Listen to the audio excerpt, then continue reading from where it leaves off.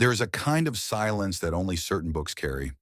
Not the silence of emptiness, but the silence of accumulated weight. The silence of thousands of years pressing down on a single page. You've probably felt it before, even if you could not name it.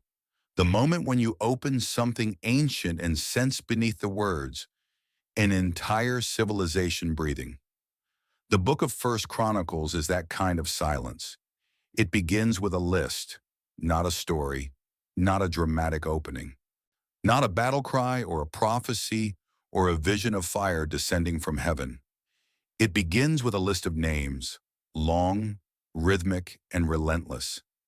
Generation after generation after generation, stretching across chapters like an endless procession of strangers passing through a dim hallway. Adam, Seth, Enosh, Kenan, Mahalalel, Jared, Enoch, Methuselah, Lamech, Noah, Shem, Ham, Japheth.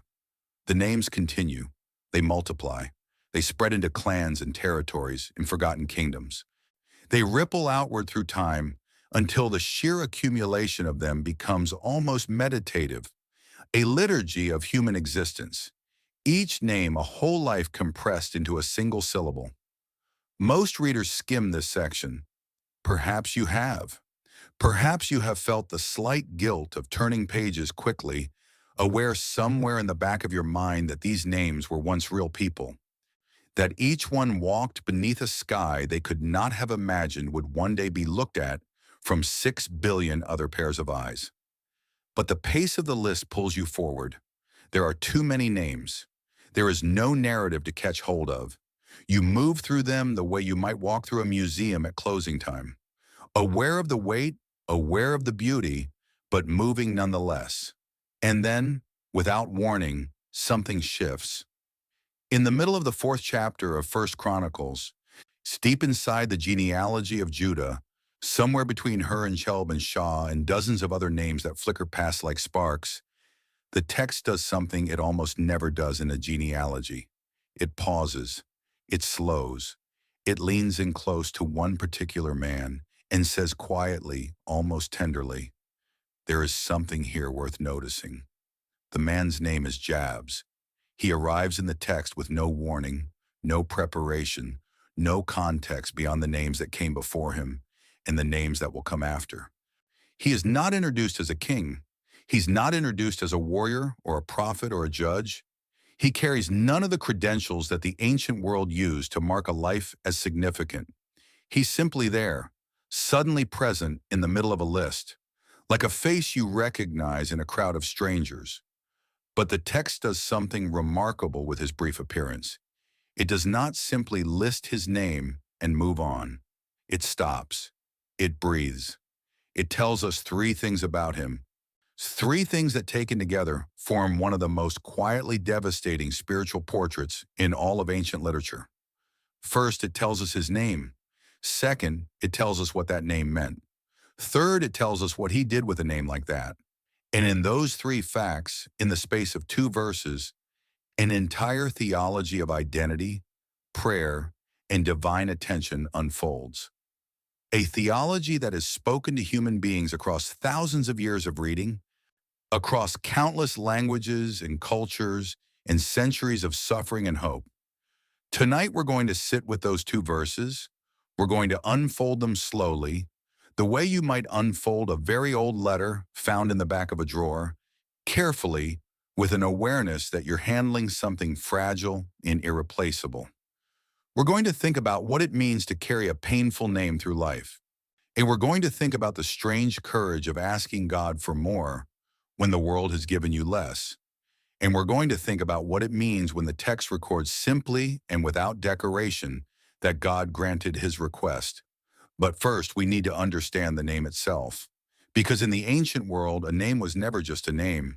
In the modern world, we name children for reasons that are often aesthetic. We name them after grandparents or beloved characters from novels, or simply because a particular arrangement of syllables sounds beautiful when you say it aloud in the echo of an empty hospital room at 2 in the morning, holding a new life in your arms for the first time. The ancient Israelites understood names differently. For them, a name was not primarily a sound. It was a statement, a declaration, a compressed narrative about who this person was, or who they would become, or what the circumstances of their arrival into the world had been. Names carried prophetic weight. Names carried ancestral memory. Names could confer blessing or speak curse. A name was the first story anyone ever told about you. And in a culture where most people never learned to read, never traveled more than 30 meters from the place of their birth, and never accumulated the kind of formal records that would outlast them, a name was often the only story that survived. Think about the biblical names you already know. Consider what they carried. Abraham, originally Abram, meaning exalted father, was renamed by God to mean father of many nations, a name he received before he had a single heir when he was already 99 years old and his wife was barren. The name was a promise. The name was the future pressed into a syllable and handed to an old man to carry across the desert. Jacob meant one who grasped the heel, a reference to the moment of his birth when he grabbed his twin brother's heel as if trying to pull Esau back into the womb and take his place. His name was a story about cunning, about striving, about a competitive nature that would define his entire life until the night he wrestled with God at the ford of the Jabbok River and emerged broken and renamed. From that moment forward, he was Israel, one who struggles with God. His name became the name of an entire people. Moses meant drawn out of the water. David meant beloved. Solomon meant peace. Every name told a story. Every name carried a weight that its bearer walked with every single day. Now consider what it meant to be named Jess. The Hebrew word from which his name derives means pain, sorrow, grief, anguish. It carries the specific connotation of physical suffering, of something that hurts in the body as well as the spirit. It is the word used in Genesis for the pain of childbirth. It is the word used to describe the ache of hard labor in cursed ground. It is not a gentle word.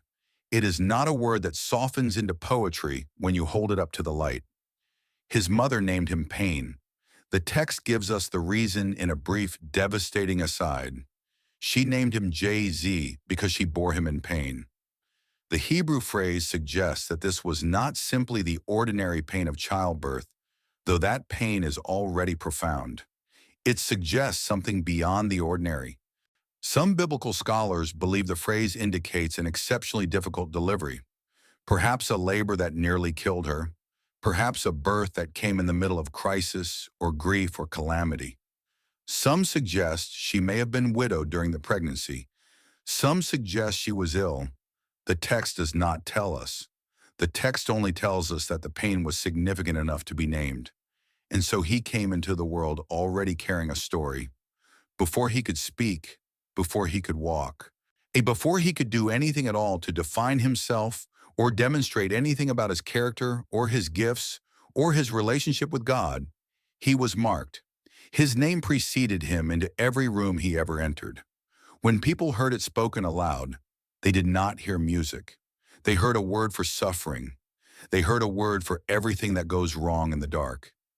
Imagine what that does to a child.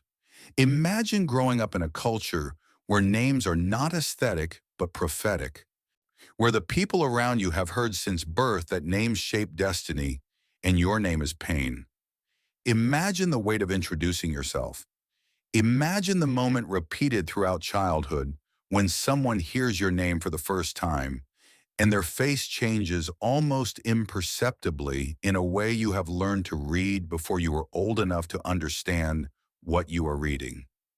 Imagine what it might do to your internal life. The way certain identities, when assigned early enough and repeated often enough, begin to feel like facts. The way children internalize the stories told about them before they are old enough to question those stories. The way a name spoken with enough frequency in enough different contexts can begin to feel less like a label and more like a prophecy. JBZ grew up in that weight. He grew up in a world that already had a story about him before he had lived enough life to tell his own. And the story it had was not a story of triumph or favor or blessing. It was a story of pain, of difficult arrivals and hard beginnings, and the particular shadow that falls over a life when the very first thing said about it was spoken in suffering. The text remarkably does not dwell on this. It states it plainly and moves on, allowing the weight of it to settle without amplification. But before it moves on, it introduces the first of its three remarkable facts about Jay-Z, the fact that sets everything that follows in its proper light. It tells us that Jay-Z was more honorable than his brothers. More honorable. Despite the name, despite the beginning, despite the weight of what had been said about him, before he could speak a single word in his own defense, despite all of it, he was more honorable than his brothers, and we do not know how he got there. The text offers us no biography of Jabez's life between birth and prayer.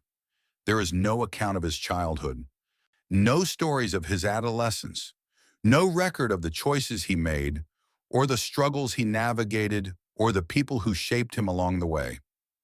The genealogy of First Chronicles is not that kind of document.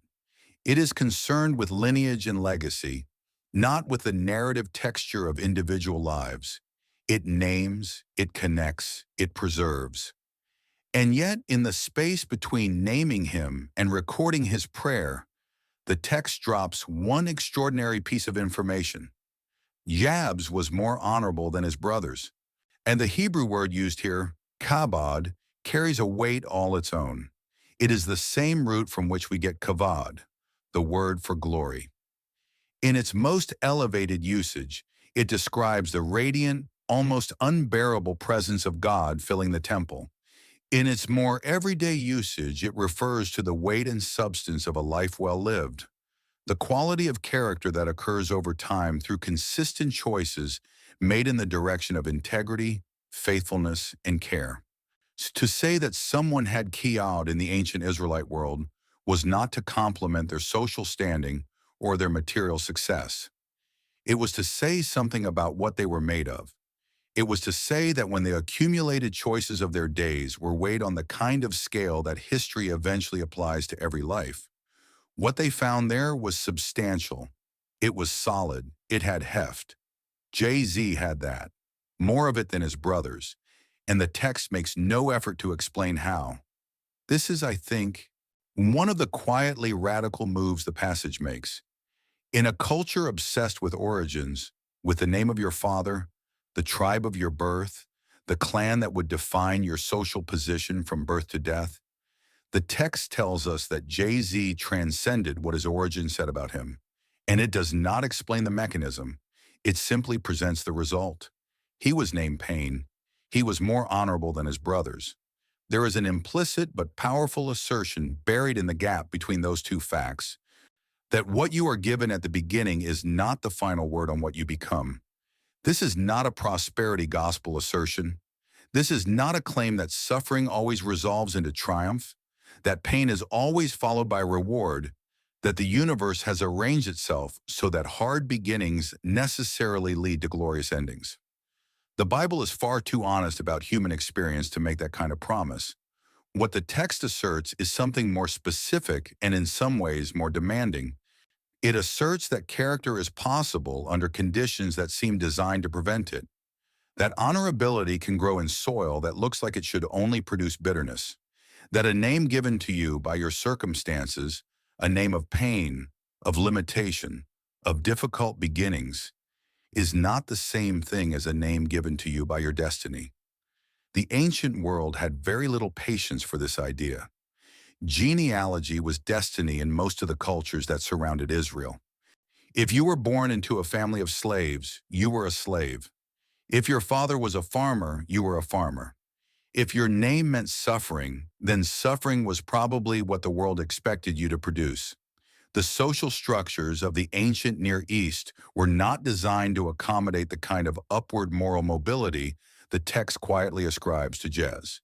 And yet there he is, more honorable than his brothers, named in a genealogy that was primarily concerned with recording bloodlines and territories, not with praising character, and yet pausing in his case to note that the man was remarkable. We should sit with that for a moment because in a document that does not typically pause to evaluate the moral quality of the individuals it lists, the decision to pause for Jabez is itself significant. The text is doing something deliberate. It is reaching into the middle of a list of names and lifting one face out of the crowd to say this person was different. This person made choices that set them apart. This person who began with a name that should have defined their limitations chose something larger. And then, having established that character, the text brings us to the moment that will define his legacy. Jabez prayed. Not in a temple, not through a priest, not on a feast day or in the context of a national ritual or under the guidance of a prophet. Directly, personally, simply, he prayed. He spoke to God with the kind of directness that assumes God is listening. And what he said in that prayer is so specific, so carefully structured, so honest about the precise shape of his deepest longings that scholars have studied it for centuries and still find new dimensions in its compactness. The prayer of Jabez is one of the shortest complete prayers in all of Scripture. In Hebrew, it occupies barely 30 words. In English, it runs to approximately 40. And yet within that extraordinary compression, four distinct petitions are arranged with the precision of a document drafted by someone who had thought very carefully about exactly what they needed and exactly how to ask for it. The prayer reads, "Oh, that you would bless me indeed and enlarge my territory, that your hand would be with me, and that you would keep me from evil, that I may not cause pain." Four requests, each one connected to the others, each one building on what came before, and the whole of it addressed to God with the intimacy and directness of someone who believes with genuine conviction that the person they are speaking to is actually present and actually listening. Oh, that you would bless me indeed. And the word translated as indeed in most English versions is doing significant work here. The Hebrew construction JBZ uses is an intensification, a grammatical form that amplifies and emphasizes the verb it modifies. Jabez is not simply asking to be blessed. He is asking to be blessed truly, deeply, thoroughly in a way that reaches all the way down to the roots of who he is. He is asking for blessing that is not superficial or temporary or easily revoked by the next turn of circumstance. But we need to be careful about how we hear this. In contemporary culture, the word blessing has been stretched and commodified until it sometimes barely resembles what the ancient Hebrews meant by it. It has been attached to material acquisition and personal success and positive feelings and comfortable lives until some readers hear "bless me" and translate it without quite meaning to as "make me wealthy" or "give me what I want" or "arrange the universe to accommodate my preferences." And that is not what Jabez is asking, or at least not primarily. The Hebrew word for blessing barak carries a much deeper resonance. It is connected to the idea of being on one's knees, of receiving something from outside oneself that could not be generated from within. When God blesses someone in the Hebrew scriptures, the blessing is always purposive. It is always oriented towards something, always in the service of a larger story.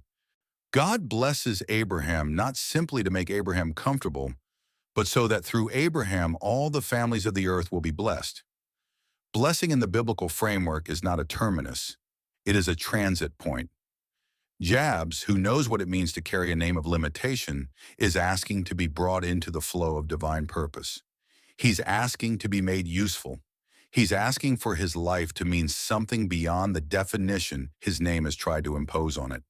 And he's asking God to reach into the story already written about him and rewrite the ending. That is not selfishness. That is the deepest kind of courage. Enlarge my territory. In its original historical context, this request would have had a very concrete meaning. Territory in ancient Israel was not simply real estate, it was identity, provision, and inheritance. The land your family possessed was the material expression of your place in the covenant community, your portion, your lot, your stake in the promise. To ask for enlarged territory was to ask for greater participation in the life of the community, greater capacity to provide, greater responsibility entrusted by God. But the phrase has never been limited to its historical meaning. Even the earliest readers of Chronicles understood that territory in the deepest sense referred to the scope of one's life, the range of one's influence, the breadth of one's relationships, and the size of the canvas on which one's life was being painted. To ask for enlarged territory was to ask for a larger life than the circumstances of your birth had suggested was available to you. Consider what this means for a man named Paine. His name had already written a small life for him. His name had already suggested the dimensions of what he might expect. A life defined by its difficult beginning, bounded by what that beginning implied. And here is Jay-Z standing before God and saying, "When I want more than that, I want my life to be larger than the story my name tells. I want to be entrusted with more than my circumstances have suggested I'm capable of carrying. I want to grow beyond the limits that were placed on me before I could walk, before I could speak, before I could make a single choice on my own behalf." This is not ambition in the corrupt sense. This is not the striving of someone who wants more so they can hoard more. This is the prayer of someone who understands that the size of one's life is ultimately a matter not of personal accomplishment, but of divine entrustment, and who is asking God to entrust him with more than the world expected. Let your hand be with me. If the first two requests concern what Jay-Z wants his life to look like, blessed and expanded, the third request concerns the source of power that makes such a life possible. The hand of God in the Hebrew Scriptures is not a metaphor for feelings. It is a metaphor for active intervention, for the kind of divine engagement that changes the shape of events in the physical world, that turns battles, that parts waters, that guides wanderers through deserts, that lifts the fallen and restrains the wicked. To ask for God's hand to be with you was to ask for presence that was not merely supportive, but active. Presence that could be seen in what happened, not merely felt in how things were experienced. Jay-Z is asking for accompaniment. He is asking not to be left alone with the enlarged territory he is requesting. He is asking that as his life grows larger, the power that animates and sustains that larger life would not be his own strength, his own cleverness, his own accumulated resources, but God's. He is building into his request a structural dependence on divine guidance that prevents the prayer from becoming a prayer for autonomous success. This is theologically sophisticated. It is the move of someone who understands that the greatest danger in receiving blessing is the temptation to forget the source. By including this petition, Jay-Z is essentially saying, if you give me more, let it be clear that the more comes from you. Let my expanded life be visibly dependent on your presence rather than on my own capability. Keep me from harm so that I will be free from pain. Here the prayer completes its arc and returns to the thing that made it necessary in the first place. His name meant pain.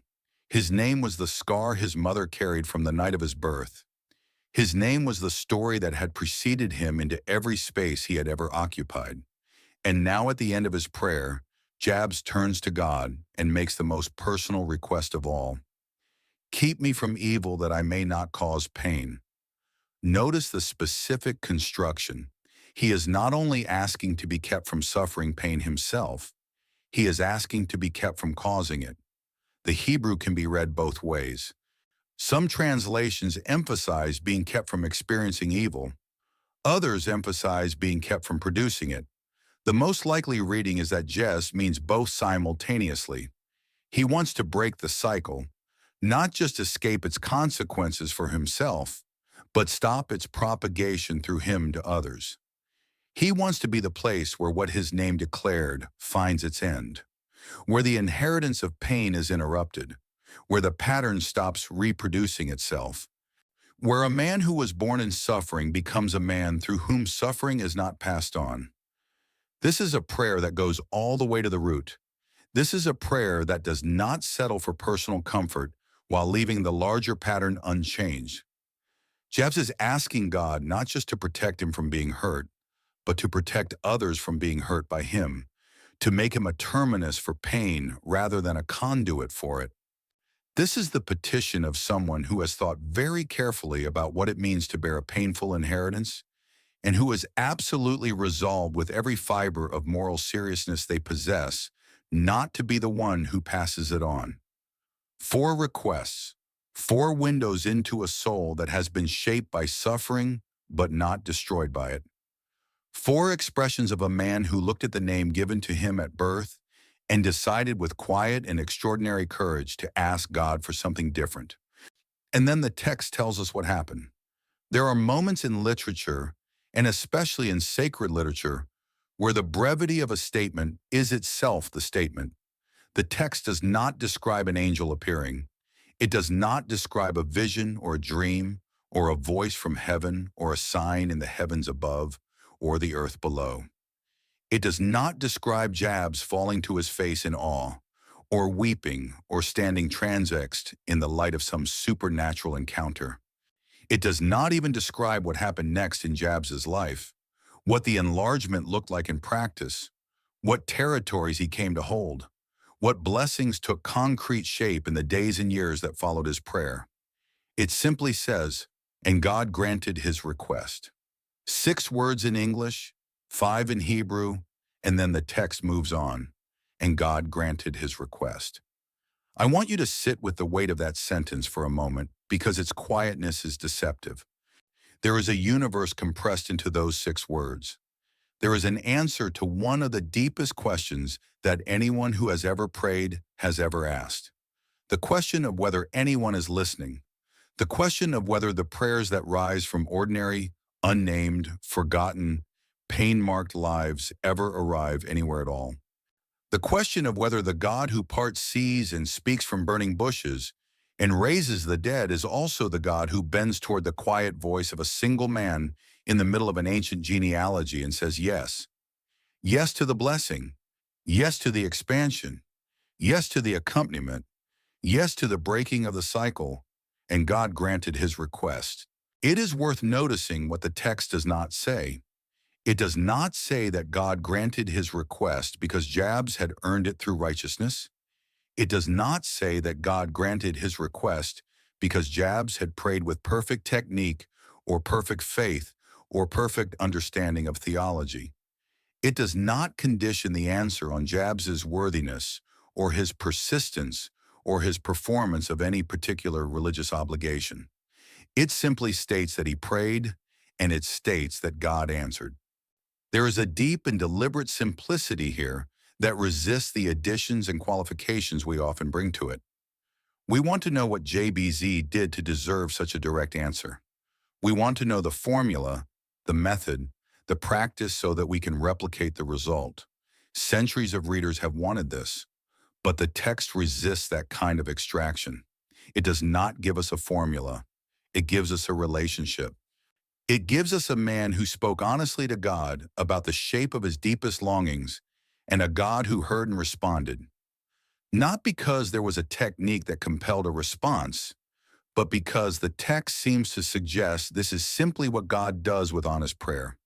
God hears it. This is not a small claim.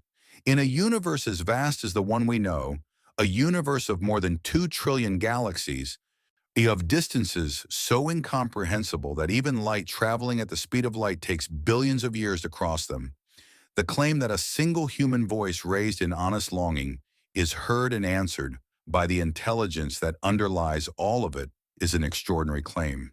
It is the kind of claim that either means everything or means nothing, and the text makes it without embarrassment, without qualification, without hedging. And God granted his request. He prayed, God answered. And then the genealogy moved on, back to its lists, its lineages, its endless procession of generations. Jabez does not appear again in Scripture. We do not know where he lived, or how long he lived, or what the enlarged territory of his life looked like in practice. We do not know whether he had children or grandchildren who inherited whatever it was that God gave him. We do not know whether he died old and satisfied, or whether his life after the prayer was easy or hard, or some combination of the two. We know only that he prayed and that God heard, and that in the middle of a list of names that most people skim without stopping, one name was recorded differently, not just as a name in a genealogy, but as a man who spoke honestly to God and was not ignored. Chronicles is not a short book. It spans 65 chapters across its 2 volumes. It covers the genealogies of the 12 tribes of Israel, the reign of David, the construction of the temple, the succession of kings through the divided monarchy, and the exile and return of the Jewish people.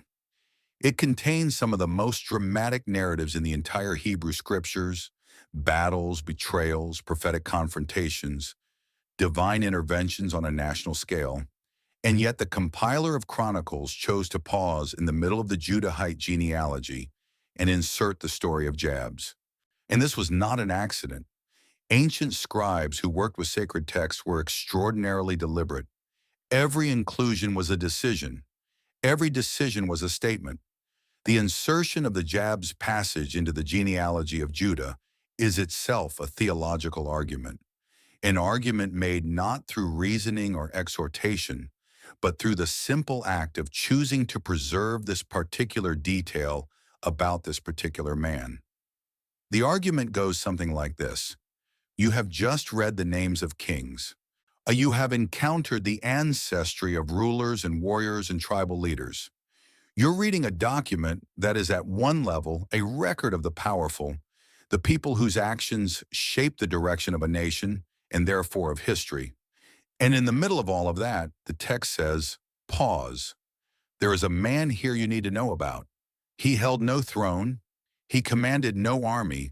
He's remembered for nothing except a name that meant suffering and a prayer that turned the direction of his life. Sinai and God noticed him. The theological claim embedded in this structure is radical in its implications. It says that the history of divine attention is not coextensive with the history of human power. It says that God's engagement with the world does not track exclusively along the lines that historians track, along the lines of political influence and military achievement and cultural legacy. It says that the record of significant events in the universe includes things that do not appear in any human archive: the prayers of ordinary people, the faith of those whose names appear only in genealogies, the quiet turning points in individual lives that leave no archaeological trace. In a world that constantly tells us that significance is measured by visibility, by the size of our platform, the reach of our influence, the number of people who know our name, the story of JBZ proposes a different economy. In this economy, what matters is not how many people are watching, but whether God is watching. And the answer the text gives to that question is, God is always watching. Always. God watches even the people who appear only in genealogies. God watches even the lives that history will forget. God watches even the man who walks through the world with a painful name and no particular credentials, and no obvious reason for anyone to pay attention to him, and not only watches, responds. There is a phrase that appears in the Psalms that has always seemed to me to be in deep conversation with the story of Jabez. The Lord is near to the brokenhearted and saves the crushed in spirit.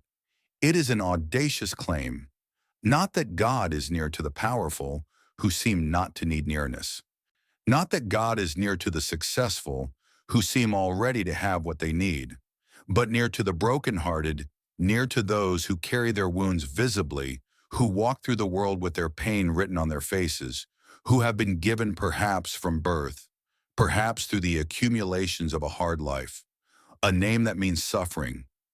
Jabez is the narrative embodiment of that psalm. He is the proof of concept. He is what it looks like in a single specific historically grounded life, when the abstract theological claim about divine nearness becomes concrete. He prayed from a position of deficit, from the position of someone who knew that his beginning had been painful. He was acutely aware of the way his name had preceded him through life. Who wanted to break a pattern he had not chosen to inherit? and God heard him. Not eventually, not after extensive waiting and testing and repeated petition. The text implies an immediacy to the answer that is itself part of the message. He prayed, God granted. Prayer in much of popular religious culture is understood primarily as a practice of persistence, of knocking and continuing to knock, of asking and continuing to ask, of wearing down the divine reluctance through sheer repetition and tenacity. This is not a wrong reading of certain biblical passages. Persistence in prayer is genuinely commended in Scripture. But the story of Jabez offers a different facet of the same gem. It suggests that there are times when God's answer is not waiting for your persistence. It is waiting for your honesty. It is waiting for the moment when you stop performing the prayer you think you should be praying and start praying the prayer that actually reflects the truth of your situation. The prayer that names your pain, acknowledges your longing, and asks without embarrassment or apology for the specific things you actually need. Jabez named his pain in his prayer. He acknowledged his longing. He asked specifically, and God, the text says, granted his request. That is the theology of the overlooked. That specificity and honesty before God are not presumption. They are the very posture that invites divine attention. Before we come to the close of this night's reflection, I want to spend some time with the spiritual themes that run through the story of Jabez, like threads of light through a dark fabric. Themes that the passage itself does not explicitly name, but that emerge from careful attention to what the text shows us. The first is, this identity is not fixed by origin. This seems obvious when stated plainly, but it is far from obvious in practice. And the psychological literature on early childhood development is full of evidence that the stories told about us early in life by parents, by communities, by the circumstances of our arrival into the world have a kind of gravitational pull that persists long into adulthood. We recognize that the way we were named emotionally and psychologically in our earliest years has consequences that are not easily undone. Jabez did not have access to modern psychology, but he seems to have understood at a level that modern psychology is still working to articulate that the name given to you at birth is not the final word on who you become. He did not simply accept the story his name told. He brought that story to God and asked for a different one, and God gave it to him. The text does not tell us that God changed his name the way God changed Abram to Abraham or Jacob to Israel. Jabez remained Jabez. The name stayed. But what the name meant, what it was allowed to determine about the direction of his life changed. God granted his request, and in that granting, the power of the name to define him was broken, not by denying it, but by bringing it honestly before the one who had the authority to write a different ending. The second theme, honest prayer, can redefine a life. There is a form of prayer that is primarily about impression management, shemega about saying the right words in the right order, with the right tone in hopes that the performance will be acceptable. It is the prayer of someone who is not quite sure that God can handle the truth of their situation, so they clean it up before they bring it. They pray around the edges of their actual need, approaching obliquely, gesturing toward what they really want without quite naming it. Jabez does not pray that way. A Jabez prays with the directness of someone who is not interested in managing God's impression of him. He names what he wants. He names what he fears. He names what he is asking to be set free from. He does not dress the prayer in the language of theological propriety or surround it with the kind of elaborate qualification that sometimes turns prayer into a negotiation rather than a conversation. He simply speaks the truth of his situation and makes his requests without apology, and God answers. What the pattern is not accidental. The text seems to be saying that this kind of honesty, this refusal to protect yourself from God by pretending your needs are smaller or more polished than they actually are, is precisely the kind of posture that invites divine engagement, that God is not waiting for your performance. God is waiting for your honesty. The third theme, faith does not require fame or grand achievement. Jabez is not Moses. He is not David. He is not Elijah or Isaiah or any of the figures whose stories take up chapters and books and whose names are known in virtually every tradition that traces its roots to the Hebrew Scriptures. He is by any measure of historical visibility a minor figure, so minor that he appears in exactly 2 verses of a book that spans 65 chapters and is itself a condensed summary of an already told history. And yet his faith, his simple, direct, unapologetic trust that God was listening and would respond is recorded in Scripture alongside the faith of the greatest figures in Israelite history. It is given exactly the weight it deserves, the weight of a prayer that was heard, no more, no less, but that is enough. That is more than enough. Because what the inclusion of Jabez in the canon suggests is that the universe of significant faith is much larger than the universe of famous faith. That for every Moses whose story spans 40 years and 4 books, there are thousands of Jabez figures. People whose entire recorded legacy is 2 verses or 2 paragraphs or a single line in someone else's journal or nothing at all beyond the memory of the people who knew them. And the text is saying with the quiet certainty of a document that has been read for 2.5 millennia, this faith matters too. This prayer was heard too. This life was noticed too. The fourth theme, God notices individuals others overlook. We live in a world that has very sophisticated systems for determining who matters and who does not. These systems are not usually stated explicitly. They operate through the logic of attention, which is the logic of value in a world organized around visibility. The more people who attend to you, the more you're worth. The more platforms you command, the more significant your words. The more followers, the more influence. The more credentials, the more demonstrated achievement, the more you matter. Jabez had none of these. He was a name in a genealogy. He was one of hundreds of names in a document that most people skim. He had a painful name and an unnamed mother and brothers who are not described as particularly honorable, and no territory to speak of, and no record of any accomplishment that preceded his prayer. And God noticed him not because of what he had achieved, not because of how many people were paying attention to him, not because of his credentials or his lineage or his social position.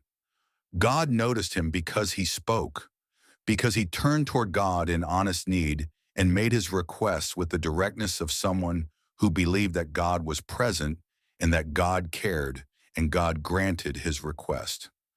That is the final word of the passage, and it is the word that echoes across the centuries into the ears of everyone who has ever felt overlooked and underestimated or marked by a name that seemed to have already written the story of their life. Let the narrative slow now. Let the pace of thought become like the pace of breath at the end of a long day. Deep, unhurried, grateful for the stillness. You have been listening to a story about one man, one name in a list of thousands, one prayer in a history of countless prayers, one moment of turning toward God in a book full of such moments, and yet somehow distinct from all of them, somehow set apart, somehow preserved through 2,500 years of copying and reading and translating and studying until it arrived here tonight where you are. Think about what had to happen for that to occur. Someone in the period when Chronicles was being compiled, probably in the 5th or 4th century before the Common Era, in the aftermath of the Babylonian exile, and when the Jewish people were returning to a land that had been devastated and reconstructing a sense of themselves as a people, someone sat with older sources and genealogical records and made the decision to include the story of Jabez.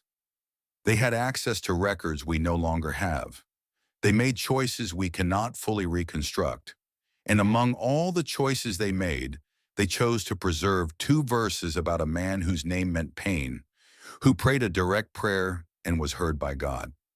And then those 2 verses were copied by hand, carefully by scribes who worked in lamplight, who dipped reed pens in ink made from soot and gum, who were trained from childhood to reproduce the sacred text with a precision that treated even the spacing of letters as significant.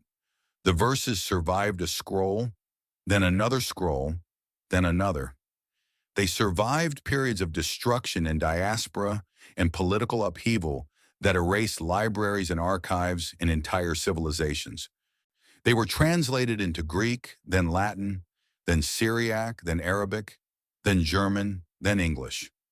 They were printed in the first Bible ever mass-produced on a mechanical press, and they are now available in every digital format the 21st century has invented. They were preserved. That preservation is not something to take casually. Most of the people who have ever lived have left no trace at all.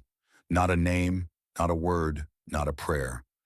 They were born, and they lived, and they died, and the world closed over them as water closes over a stone, without a ripple that persisted beyond the lives of the people who knew them directly.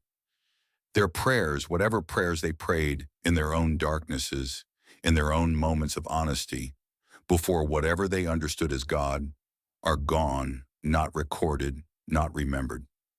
But Jabez is here, in the deep middle of the night. While you are lying still and listening and letting the day dissolve into the kind of softness that only comes in the hours before sleep, you are connected to a man who lived 3,000 years ago in a landscape you will never see, in a language you cannot speak, under a sky that has shifted since he stood beneath it. You're connected to him because someone thought his prayer was worth preserving. Because the God the text describes as attentive to individuals was also somehow attentive to this, to the need of future readers in future centuries in circumstances the ancient scribes could not have imagined, to know that they are not forgotten. Let that settle into your body. You carry names too. Not necessarily your given name, though perhaps your given name has its own weight, but you carry the names that life has given you, the names that difficulty assigned, the names that accumulated through years of being seen in a particular way by a particular set of people in a particular set of circumstances, the names that feel less like identities and more like sentences, pain perhaps, or failure, or too much, or not enough, or difficult, or broken, or the specific names that only your own history has words for, the ones that you have never spoken aloud, but that you hear nonetheless in the quieter moments when the noise of the day falls away and the internal soundtrack of your life becomes audible. Jabez heard that soundtrack too. He walked through the world with his name audible in every introduction, legible in every face that registered it, woven into the fabric of how he was expected to move through the world. And he prayed. He did not deny the name. He did not pretend the pain was not real. He did not perform a confidence he did not feel or project a certainty that would have been dishonest.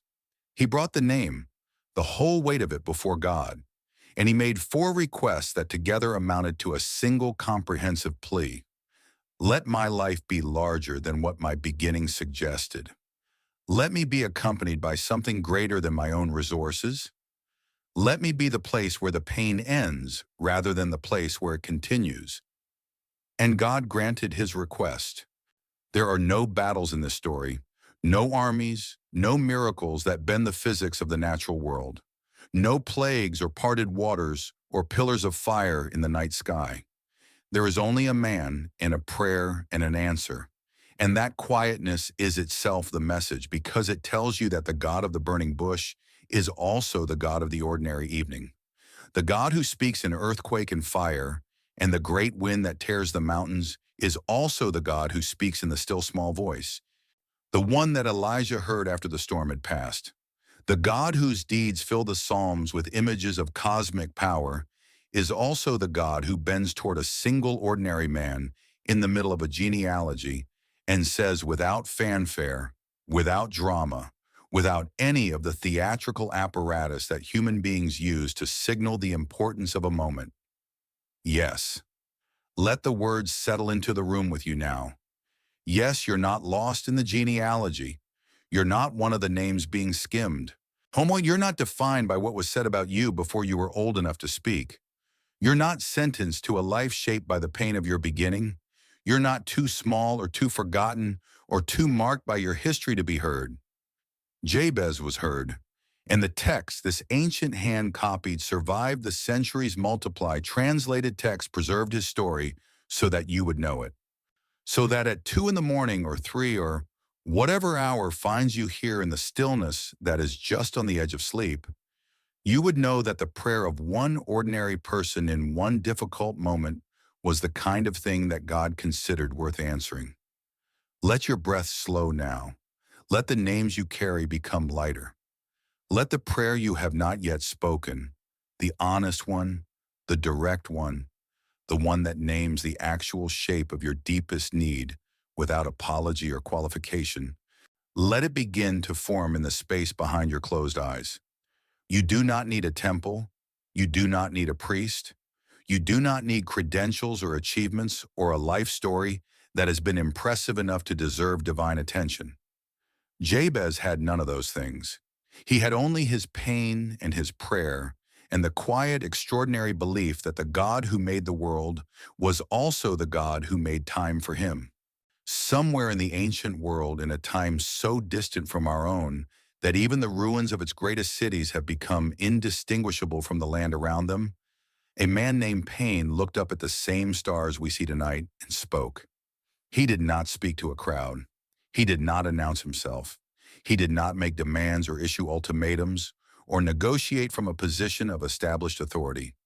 He simply spoke directly, honestly, without pretense to the God he believed was listening. No battle was fought that night. No kingdom rose or fell. No army marched and no prophet raged and no miracle occurred that left a visible mark on the landscape that historians would later excavate. Just a man, a prayer, an answer. And then 2,500 years later, in a world Jabez could not have imagined, in a language that did not exist when he was alive, in the middle of the night, in whatever place you're lying right now, his prayer is being remembered. His name is being spoken. His story is being heard by someone who needed it. That is not an accident. That is what it looks like when God grants a request that was honestly made. You're not forgotten. The genealogy continues. The names multiply. The list goes on. But in the middle of it, one voice was preserved. One prayer was recorded. One answer was reported. And God granted his request. Good night. Wherever you are in the world tonight, thank you for spending these quiet hours with us. Drop your city and your time in the comments. We love knowing where Sleep Theories finds you.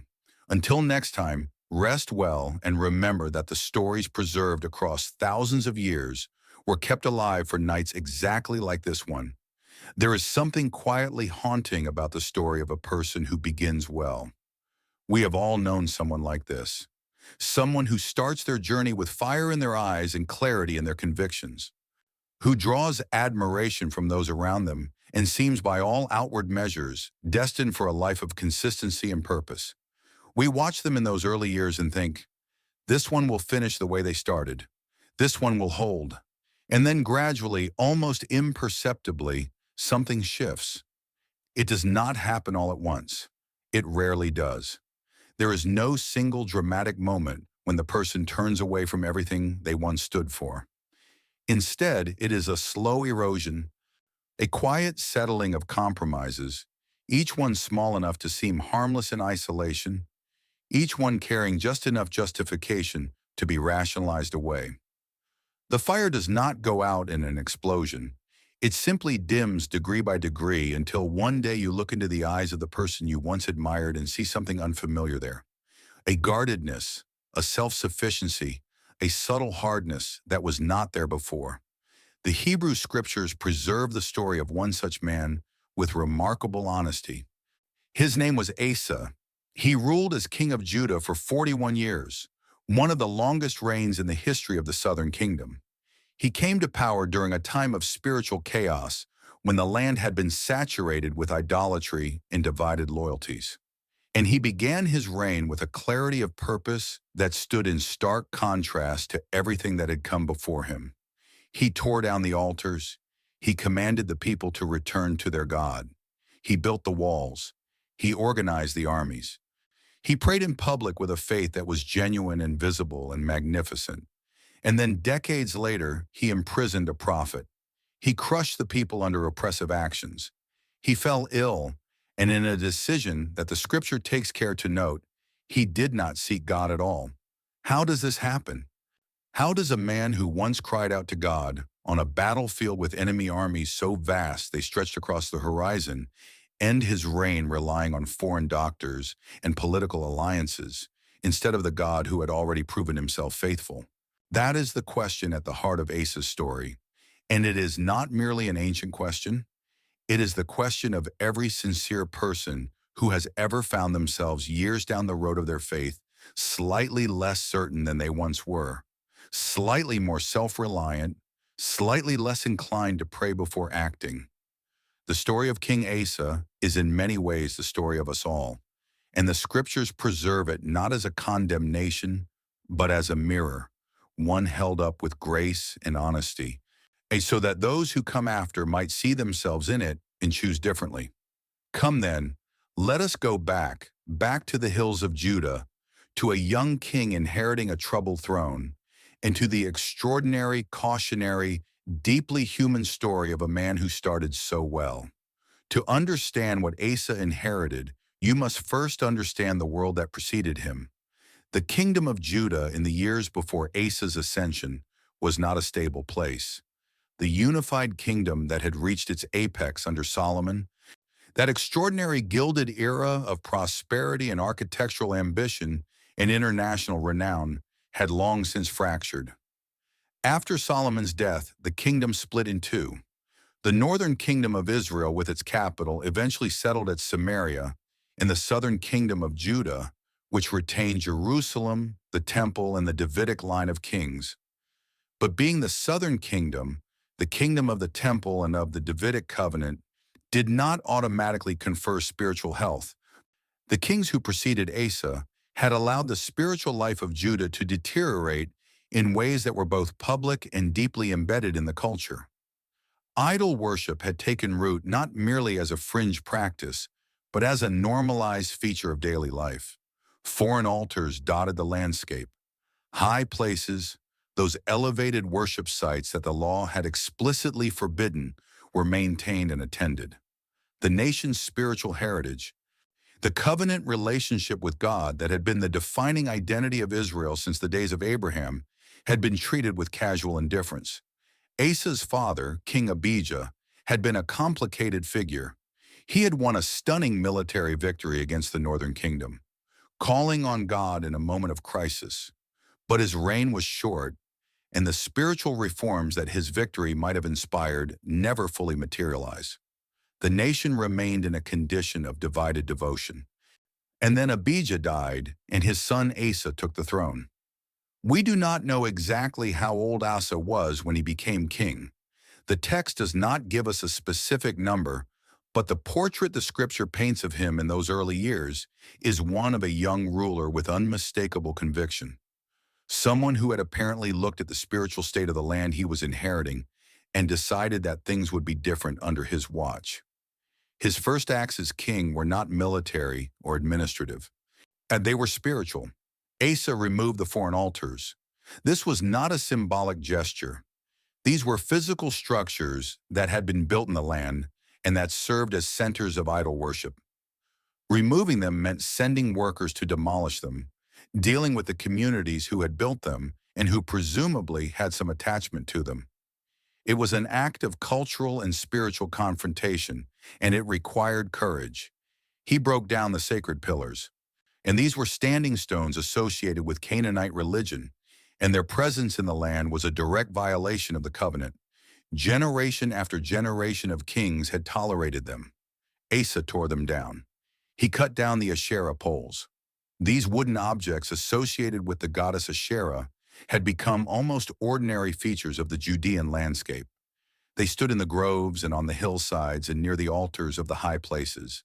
And Asa commanded their destruction, and he commanded Judah to seek the Lord God of their ancestors and to observe the law and the commandment. This last act is perhaps the most significant of all. It is one thing to remove physical objects of false worship. It is another to turn the hearts of a people back toward the covenant. Asa did both. He understood that reformation was not merely about clearing the landscape of offending structures, but about reorienting the spiritual direction of the nation. By calling the people back to their defining identity as a covenant people, the response in those early years was remarkable. The land had rest. The text says this directly and repeatedly. Judah had peace. The borders were quiet. No armies massed on the horizon. No foreign powers threatened. There was for a season a genuine and tangible peace, the kind of peace that the ancient writers understood to be a sign of divine favor, of a nation living in alignment with its covenant calling.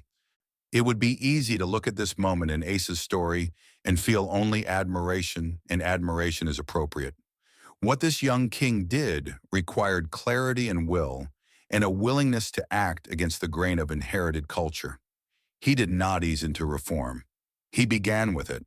But there is a detail worth noting in the text, one that becomes more significant in retrospect. The high places were not entirely removed. And the text tells us almost in passing that though Asa's heart was fully committed to God throughout his life, the high places were not removed from Israel. This is a small shadow at the edge of the otherwise bright picture of his early reign. The high places, those elevated worship sites, remained. Perhaps Asa judged them to be less immediately dangerous than the foreign altars and Asherah poles. Perhaps he faced political resistance to removing them. They sought God eagerly, and he was found by them, and the Lord gave them rest from all their enemies on every side. Then comes the decision that may be the most personally costly of Asa's entire reign. His own grandmother, Maacah, had been queen mother, a position of significant honor and influence in the ancient Near Eastern court. But Mka had made an Asher pole. We do not know the details of this, whether she had commissioned it, maintained it, used it in worship, or whether her connection to it was more indirect. What we know is that the existence of this idol was incompatible with the covenant commitment the nation had just made, and Asa removed her from her position as queen mother. He cut down her Asher pole, broke it up, and burned it at the Kidron Valley. Consider what this required of him. Maacah was family. She was royal family. She had presumably played a significant role in his upbringing. Removing her from her position of honor was a public act of humiliation, or at the very least a public act of correction directed at his own grandmother. It cost him something personal, something relational, something that touched the intimacy of family bonds. But faith, the text seems to suggest through this moment, sometimes requires difficult decisions. The covenant is not only for strangers and political opponents, it applies to the people closest to you in the places that are hardest to reach. Asa made the hard decision. He removed her. The high places, the text notes again, were not entirely removed from Israel. That quiet, persistent detail appears here for the second time. The incomplete nature of the reform remains, but Asa's heart was fully committed to God all his life, and for many years still, the commitment would hold. Years pass. And this is the part of the story that is hardest to narrate because it happens in the space between the recorded events in the ordinary, undramatic, unremarkable passage of time that makes up most of any life and most of any reign. After the covenant ceremony in the 15th year, the text gives us a long silence. We do not hear about daily decisions and small moments and the gradual accumulation of experience that shapes a person over the decades. We simply know that time continued, that Asa continued to reign, that Judah continued to exist, and that the long peace of the early years stretched on. It is precisely in these long, peaceful, successful years that the subtle erosion often begins. Asa had seen God act. He had prayed on a battlefield and watched a million-man army scatter. He had experienced in the most visceral and undeniable way possible the reality that God keeps his promises and responds to faith. He knew this. He had built a theology around it. He had led his people into covenant on the strength of it. But knowledge is not the same as practice. Memory is not the same as active trust. A person can know that they have experienced something and still over time find their daily lived experience drifting away from the implications of that knowledge. In the 36th year of Asa's reign, a new crisis emerged. Baasha, the king of the northern kingdom of Israel, began to build up the city of Ramah. Ramah was strategically located in the territory of Benjamin, just a few miles north of Jerusalem. A fortified Ramah, in the hands of a hostile northern king, would represent a significant military threat. Not an immediate invasion, perhaps, but a stranglehold on the northern approaches to Jerusalem, a choke point that could control the movement of people and goods in and out of the Judean capital. This was a serious problem, a real problem, the kind of problem that a king must respond to decisively, and Asa responded decisively and quickly, but not with prayer. Instead, Asa sent messengers to Ben-Hadad, the king of Aram, a powerful state located in what is now modern Syria, with a proposal. The proposal came with gifts, silver and gold taken from the treasuries of the house of the Lord in the royal palace. The message Asa sent was this: "Let there be a treaty between me and you, as there was between my father and your father. I am sending you silver and gold. Now break your treaty with Baasha, king of Israel, so that he will withdraw from me." There it is, the first time in the long narrative of Asa's reign that we see him act without reference to God. Notice what he is doing. He's not merely forming a political alliance. That would have been in itself a complex but perhaps defensible decision. He is taking the treasures of the temple, the sacred resources of the covenant community, and using them as diplomatic currency to purchase a foreign king's military intervention. He is converting the symbols of his relationship with God into leverage in a human political negotiation. Ben-Hadad had agreed to the terms. His armies attacked the northern territories of Israel, Dan and the surrounding regions, and Baasha was forced to abandon his building project at Ramah and withdraw northward to deal with the new threat. The strategy worked in the most immediate sense. Baasha retreated, and Asa took the building materials that Baasha had been using at Ramah and used them to fortify Gabber and Mizpah. From a purely strategic perspective, it was a clever maneuver. Asa had neutralized a threat without fighting a battle. He had used the resources of a more powerful external player to accomplish what his own forces might not have been able to achieve directly. But from a spiritual perspective, something significant had just happened. Asa had faced a crisis and reached for human strategy instead of divine help. Not because God was unavailable, not because prayer had failed him, not because the experience at Zer's army had taught him that God could not be trusted in military situations. He reached for human strategy because in this moment it seemed sufficient. It was available, it was quick, it worked. And this is perhaps the most common form of spiritual drift in the lives of competent, experienced, capable people. It is not dramatic apostasy. It is not a sudden decision to abandon faith in favor of something else. It is the quiet, incremental substitution of competence for dependence. I have been in hard situations before. I know how to handle hard situations. I have resources and contacts and experience and the intelligence to maneuver effectively. I will handle this. God is not absent from this picture. He is simply not consulted. Asa had been a king for 36 years. He had resources. He had relationships. He had a working understanding of the political landscape of the ancient Near East and how to navigate it. He was competent, and his competence at this moment became a substitute for faith. God did not let it pass. This is one of the things that the biblical narrative consistently demonstrates about the nature of divine faithfulness. It is not passive.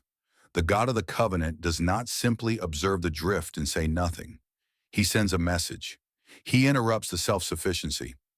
He refuses to let the people he loves wander without being called back. The messenger this time was a prophet named Hanani the seer. We know very little about Hanani. He appears only in this one passage in all of Scripture. But in this moment, he steps forward with a message that is both specific and searingly honest.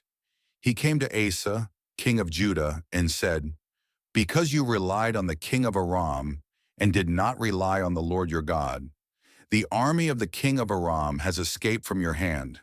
And were not the Cushites and the Libyans a mighty army with very many chariots and horsemen? Yet because you relied on the Lord, he delivered them into your hand. For the eyes of the Lord range throughout the earth to strengthen those whose heart is fully committed to him.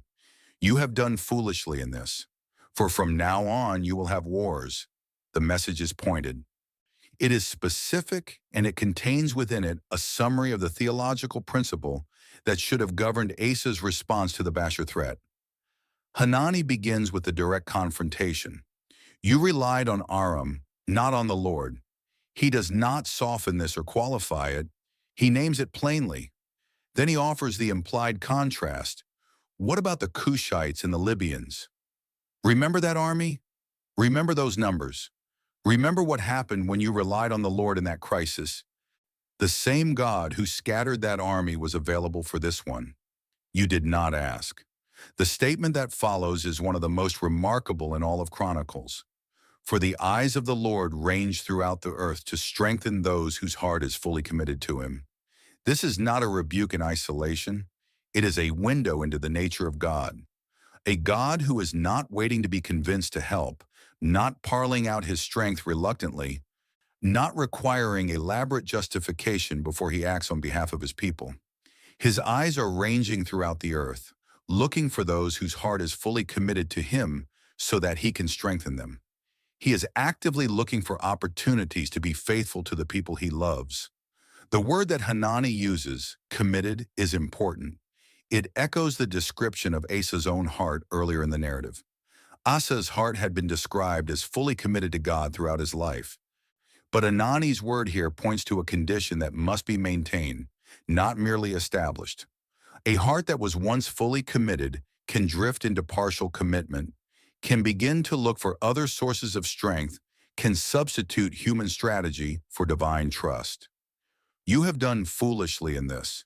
It is a blunt assessment, not cruel, not contemptuous, not delivered with relish. It is the assessment of someone who respects Asa enough to tell him the truth, who understands that the most loving thing to do when a person has made a significant error is to name it clearly so that it can be addressed. And then the consequence from now on, you will have wars. This is not a declaration of divine punishment in a vindictive sense. It is a description of the natural consequence of choosing human alliances over divine trust. When you build your security on political arrangements and foreign military power, you have entered a world where those arrangements are always fragile, where the next crisis will require the next alliance, where wars become the permanent condition of your existence rather than the exception that God's faithfulness can interrupt. It is a warning, and it is the last warning Arcera will receive. Asa was angry. That is the first word the text uses to describe his response to Hanani's message. Angry, not convicted, not humbled, not moved to reflection or repentance. Angry. He was enraged at the seer and put him in prison because he was enraged at him for this. Let the weight of this moment settle. This is the same man who less than 20 years earlier had taken courage at the message of Azariah, the prophet after the victory at Zephathah. He had heard Uriah's words and responded with deepened commitment, with renewed reform, with a willingness to make personally difficult decisions like removing his own grandmother from her position of honor. That man had been able to receive correction. That man had enough spiritual humility to hear a challenging word and let it change his behavior. This man imprisoned the prophet. The distance between those two responses is the distance of 30-some years of gradual drift. It is the distance between a heart that is genuinely open to God's voice and a heart that has become, through the slow accumulation of successes and self-reliance, hardened to the very voice it once eagerly sought. There is a profound psychological truth embedded in this moment. The capacity to receive correction is one of the most reliable indicators of spiritual health, and it is not a fixed capacity. It can diminish. It can be worn away by success, by the development of what feels like wisdom and experience. by the subtle but powerful growth of the sense that you have earned the right to make your own judgments without outside input. Asa had been a king for 36 years. He had dealt with enemies and counselors and crises and alliances. He had navigated the complex politics of the ancient Near East. He had built cities and organized armies and managed the spiritual life of an entire nation. He had by any measure accumulated significant experience and demonstrated significant competence. And somewhere in that accumulation, the humility of the young king who had prayed in the valley had been replaced by the pride of the experienced ruler who trusted his own judgment. The text adds another detail that deepens the picture. At the same time, Asa Krui oppressed some of the people. This is striking. The oppression of his own people is mentioned almost in passing, but it is not incidental. It is connected to the same spiritual condition that produced the imprisonment of Hanani. A person who has lost the capacity for honest self-examination, who can no longer receive correction without reacting with rage, is also a person who is likely to treat those beneath them with decreasing tenderness. Asa had once been a king who sacrificed to protect his people, who led them into covenant, who made difficult personal decisions for the sake of the community's spiritual health. He was becoming a king who silenced criticism and used his power to suppress dissent. The text does not tell us whether Asa ever thought about what Hanani said in the years that followed. We do not know whether in private moments the words rang in his memory, for the eyes of the Lord range throughout the earth to strengthen those whose heart is fully committed to him. We do not know whether he regretted the imprisonment, whether he eventually released the prophet, or whether Hanani remained in custody for the rest of Asa's reign. The silence of the text on these questions is itself a kind of answer. What follows is not a story of repentance and restoration. What follows is the final chapter. In the 39th year of his reign, Asa developed a severe disease in his feet. We do not know the precise nature of the illness. Ancient texts are not clinical documents, and the word used in the original Hebrew, the word translated as disease or affliction, can cover a range of conditions. Some scholars have speculated about gout, which was common among ancient rulers whose diet was rich in meat and wine. Others have suggested peripheral vascular disease or severe infection. The text does not tell us precisely what afflicted the king's feet. What the text tells us is this: though his disease was severe, even in his illness, he did not seek the Lord, but only the physicians. Read those words carefully. They are not a condemnation of medicine. They are not suggesting that seeking medical help is incompatible with faith. And the ancient Israelites understood that God was the source of healing, but they also understood that God worked through human means, including physicians. Solomon's writings celebrate medicine. The prophet Isaiah recommended a pus of figs for Hezekiah's illness, a thoroughly pragmatic medical intervention alongside the miraculous extension of the king's life. The point the chronicler is making is not that Asa went to doctors, and the point is that he did not seek the Lord in the entire range of his response to this illness. Whatever consultations he sought, whatever treatments he underwent, whatever decisions he made about how to manage his condition, God was not included. God was not consulted. God was not present in the process. This is the final, quiet, deeply personal expression of the drift that had been developing for years. When the crisis was military, Asa had stopped praying and started maneuvering diplomatically. When the crisis was political, he had stopped listening to prophetic correction and started silencing the correctors. When the crisis was medical, he stopped seeking God and started seeking physicians only. The progression is consistent. In each case, the human resource was available. In each case, the human resource seemed adequate. In each case, God was left out. In the 41st year of his reign, Asa died. He had reigned for 41 years. By the standards of the ancient world, and particularly by the standards of Judean kingship in that volatile period, this was a remarkable tenure. The nation had in many ways been transformed under his leadership. The idols that had saturated the land when he took the throne were largely gone. The walls of the cities were stronger. The spiritual foundations of the covenant community had been relayed through the public ceremony of the 15th year. The memory of the victory at Zaphathar was preserved as evidence of what divine faithfulness looked like when human faith was genuine and complete. Asa was buried in a tomb that he had cut out for himself in the city of David, laid on a bier filled with aromatic spices and blended perfumes, and they made a very great fire in his honor. He was honored.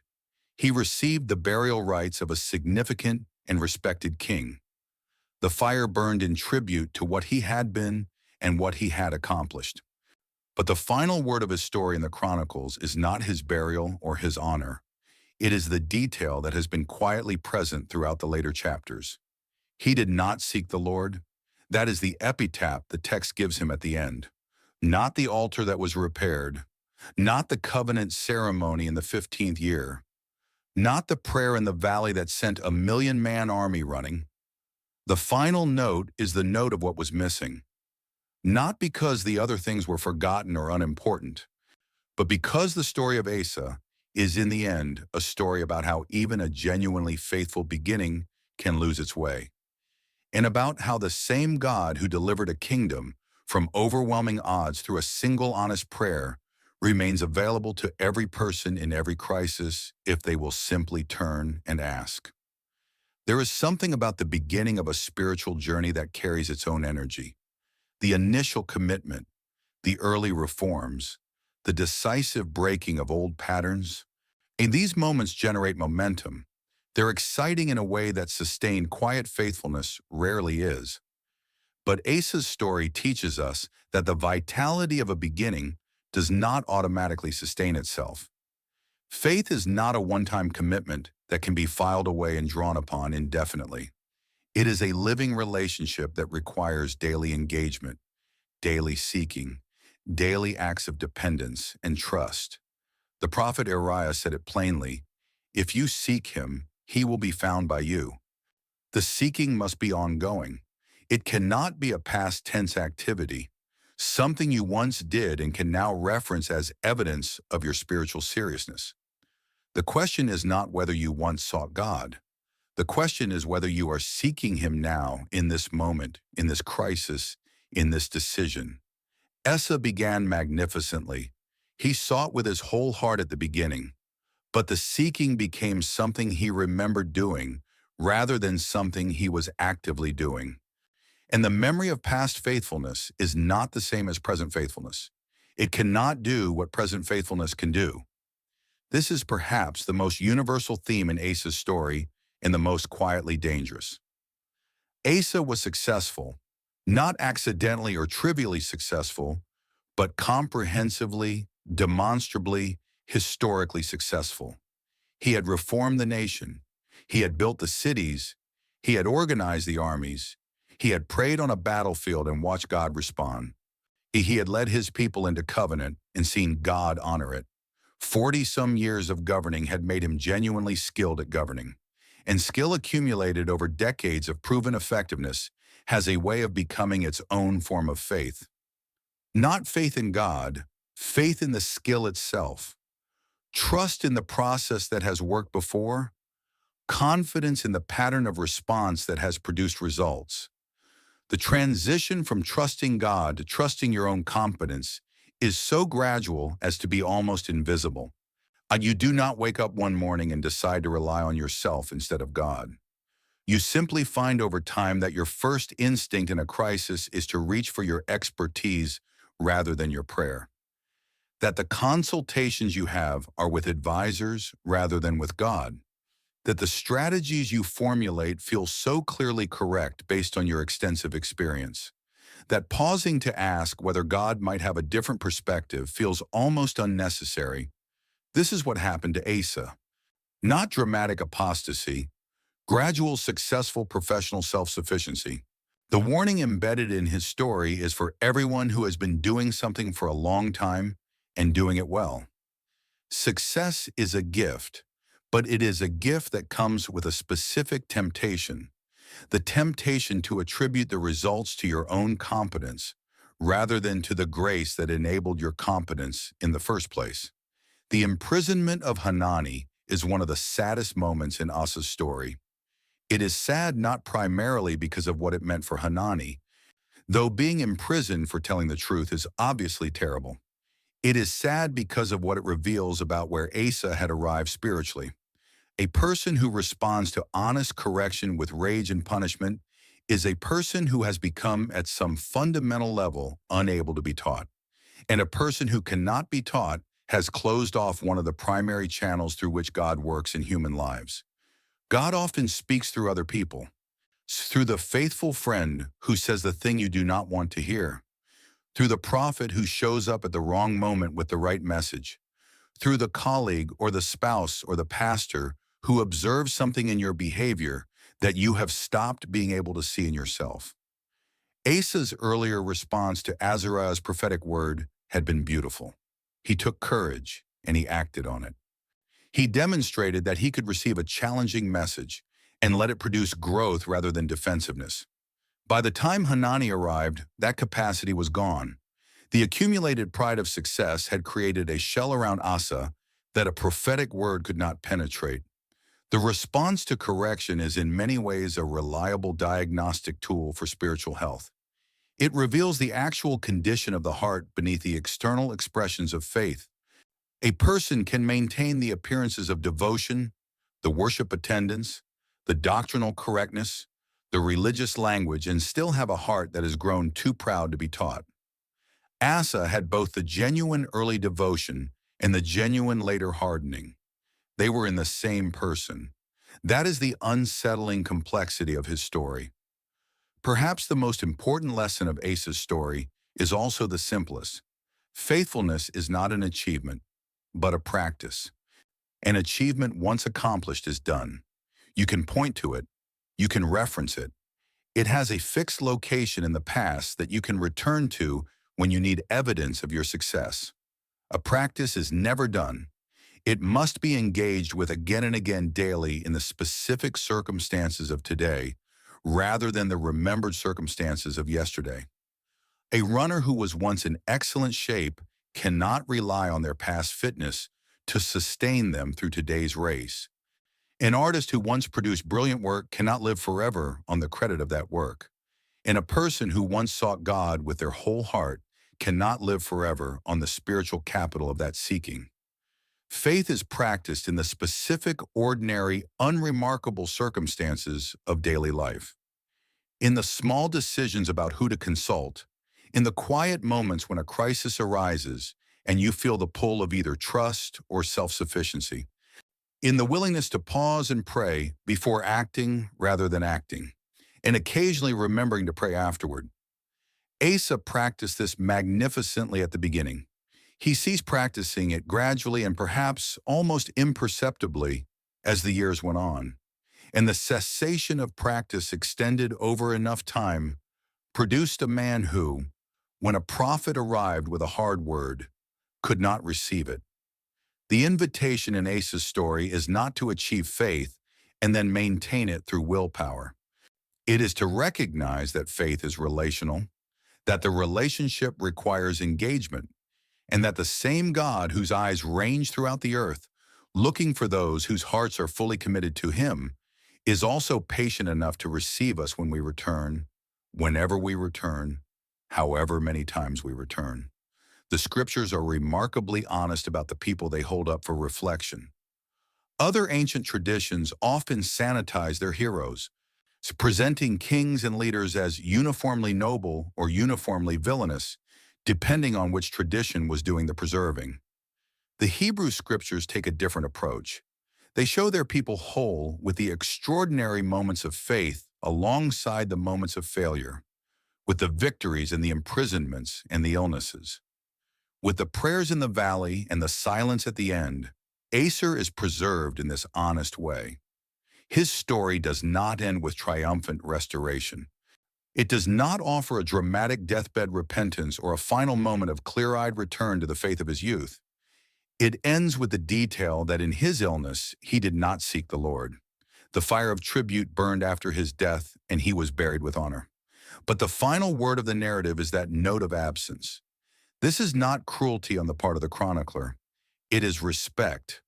It is the respect of telling the truth about someone whose life mattered, whose choices had consequences, whose story contains within it lessons that future generations needed to hear. The honest preservation of failure is in this light a form of love. Love for the people who would come after Asa and who might, in reading his story, recognize something of themselves in it. Because Asa's story is not unique, it is recognizable. It is the story of the person who came to faith in a moment of crisis and whose initial commitment was genuine and transformative, and who then, over decades of competence and success, found the daily practice of faith growing thinner and thinner until it was mostly a memory. It is the story of the person who once responded to correction with openness and who now, years later, finds challenge and rebuke almost unbearable. Not because the rebuke is unfair, but because the pride that has accumulated makes the truth feel like an attack. It is the story of the person who once prayed in the valley because they had nowhere else to turn, and who now, with resources and connections and experience and a track record of managing crises, effectively finds themselves turning to God only after they have exhausted the human options. It is in many ways the story of every sincere person who has ever found themselves slightly further from God than they once were, and slightly uncertain about how to find their way back. And here the story of Asa becomes not only a warning, but an encouragement. Because the God who reigned throughout the earth looking for those whose hearts were fully committed to him, the God who sent Azariah at the moment of victory and Hanani at the moment of drift, is the same God who is present now in whatever chapter of your story you currently inhabit. His eyes are still ranging. He is still looking. The invitation to seek and be found has not expired. Asa did not finish the way he started, but the story is preserved precisely so that those who read it might finish differently. So that the same God who met Asa in the valley of Zephathah and scattered the overwhelming army and promised to strengthen those whose hearts were fully his might, find hearts like that again and again in every generation that comes after. Faith is not proven in a single moment of courage.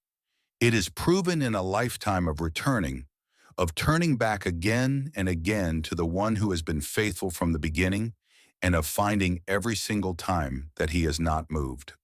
If you're listening to this story late at night, in the quiet hours when the world has finally grown still, perhaps there is something in Asa's journey that feels familiar. Perhaps you remember a time in your own life when faith felt simpler and more immediate, when the dependence was less theoretical, when the prayers were less polished and more desperate, when the gap between your need and your resources was obvious enough that turning to God felt not like a discipline, but like the only available option. And perhaps you notice in honest moments that you're not quite there now, that the years of competence and experience and the development of your own resources have quietly and without drama made the practice of genuine dependence feel less urgent. Not wrong or abandoned, just slightly less urgent, slightly more supplementary, slightly more something you do after you have already formed a plan rather than before. If that is where you are, ASU's story is not a condemnation. It is a mirror. And mirrors held up with honesty and grace are gifts.